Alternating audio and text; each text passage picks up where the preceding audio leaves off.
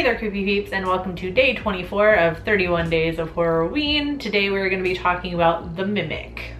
Really quick though, before I get into anything else, I want to say thank you to my creepy patron peeps for your support of my channel. Thank you so much. If you want to find out the perks to being a creepy patron peep, you can follow that link in the description. All right, definitely gonna butcher the director's name here. You guys know how it is. Directed by He Jung. The Mimic follows a mother who can't get over the disappearance of her son. When she and her family move out to the country, they encounter a lost little girl who they take in. They soon find out the little girl is related to a local legend surrounding the area of Mount Jang.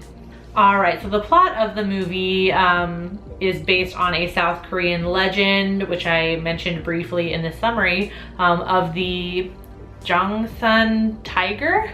Jangsun tiger? Jangsun tiger.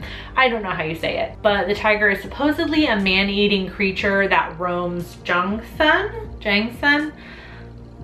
I know I'm saying it wrong both ways, I just don't know. Which is a mountain in the city of Busan. The tiger supposedly lures its victims by making a sound that resembles a woman crying. Getting into that, I loved that aspect of the movie. I love a good urban legend, so I like that the movie was based around one. I had a feeling that it was. I didn't know this until after I went to go write my review, so when I looked up the movie afterward. But I had a feeling it was because the movie kind of resembled like a changeling a little bit. I thought the little girl was supposed to be a changeling or something similar, which is part of folklore or legend or whatever you want to call it. So I liked that it was still part of folklore in some way, just not in the way I was thinking. I also loved the setting of the movie. The house that our main character Hyun and her family move into is very isolated, and it's surrounded by trees, and there's a lot of shots, like bird's eye view shots of the house, and you just see like the expanse of the forest around their house, and then the wind blowing the trees like wildly, almost like it's a very heavy wind, but it looks like the, you know, the trees and the forest is alive around their house, and it's like kind of consuming the house almost, and I really like that imagery. And it kind of foreshadows Hyun's journey as she kind of becomes all consumed with this little girl and obsessed with taking care of her, just how she's obsessed with her son who is missing. And within the movie they don't know whether he's dead or not, and that's kind of why she's still unable to let go, because she has the feeling that he's out there somewhere alive. There's also recurring shots of little, like, I don't know what you call them, like, it's not a fly trap, it's like a moth trap. You know, the hanging thing with the light, and when the moths hit it, it like zaps them. It's like a parallel to the tiger, or the spirit of the tiger or whatever, that lures its victims using the voice of their loved ones, suggesting that the tiger's victims are like moths drawn to a flame or a lamp, you know?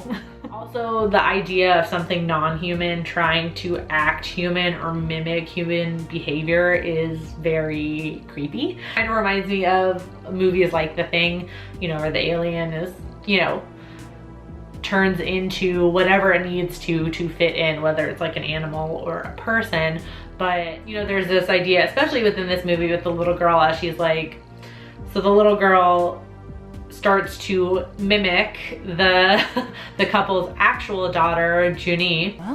나 준이야? 나도 준이인데. Just feel like something's off with her, because even though she started off as human, she is something inhuman that's trying to be human, and it's freaky because you can just tell. You get like that icky feeling that something is wrong.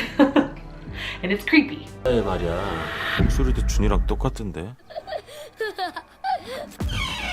There's also a whole lot of other imagery that kind of suggests what's happening in the movie. So there's a whole lot to do with mirrors, which I feel like mirrors tend to make appearances often in kind of like ghost movies, when it has to do with like a spirit of something or somebody's ghost, or like in general just like haunting. Like a mirror is always kind of like the conduit or a way for something, a spirit, a ghost or something, to get into a place, if that makes sense. I don't know why that is. I'm gonna have to look into that more. I feel like there's got to be something there. And it also works on another level too, because if we're talking about something mimicking something else, like a mirror is a reflection of whatever it's looking at. If you're looking into it, it's a reflection of you, that sort of thing. And they even take it even further. The daughter, Junie, has this game on her little tablet or whatever, or this cute little animated character that mimics her voice. Like I know there are toys like that too. There used to be like this parrot toy that, you know, you could talk to it and then it would repeat what you said. Like it, you know, she has like a similar thing on her phone or whatever that mimics her voice. So obviously it's a little foreshadowing of what's gonna happen. And then there's a really, really creepy part where the fake Junie, like the little girl who's imitating her, is playing with the app, and it's like mimicception. I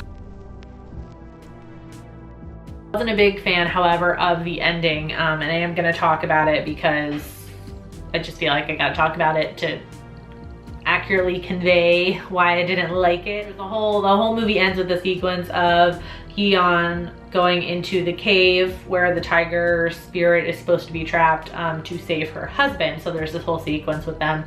All the scary stuff is happening. They're trying to get out and they finally make it to the exit.